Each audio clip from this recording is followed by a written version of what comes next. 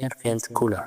The land looked greener. I was no longer in the desert, but in a land of mountains and mystery. Welcome back to Ethiopia's 249 Eyes. In our last episode, James Bruce left Europe, chasing stories and dreams. Now, with a strong will and royal guides, he enters the Ethiopian Highlands, where his real journey begins, and where his ideas are tested and changed. In early 1717, Bruce moved from the Red Sea area into the northern highlands of Tigray. The land became steeper, and the road he rode was cut through hard rock, the village sitting like nests on high hills. Abyssinia opened before us like a new world, its mountains tall, its valleys covered in mist. He met villagers with weapons, wearing white cotton clothes, watching him with both interest and caution as they passed through places like Adua. In towns like Axum, Bruce saw groups of priests singing in a language he didn't know, probably Greece, and noticed that every house seemed to honor a saint. He watched a Sunday church service from outside, smelling incense, seeing rocks, hearing bells and silence. They fasted strictly, prayed all the time, and read holy books in a writing older than Latin. He was impressed by their pride, their kindness, and their way of eating. He sat on the ground, tearing pieces of flatbread bread to scoop up spicy sauce, describing it as bread soaked with hot red butter, sharp on the tongue.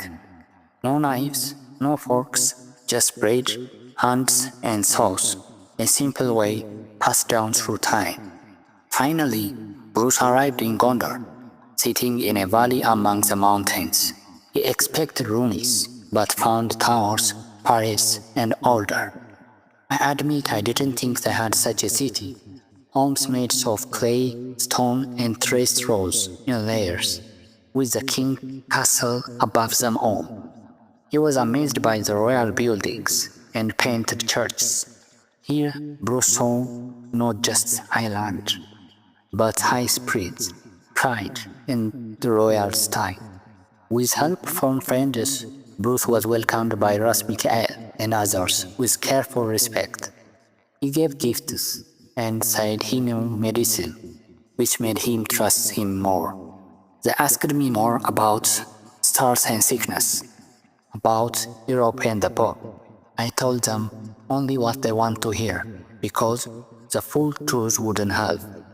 He misunderstood many things, but still respected the strengths and honors of his hosts, even though he made himself the hero of every story. In his journals, Bruce showed himself as the only European in a strange land.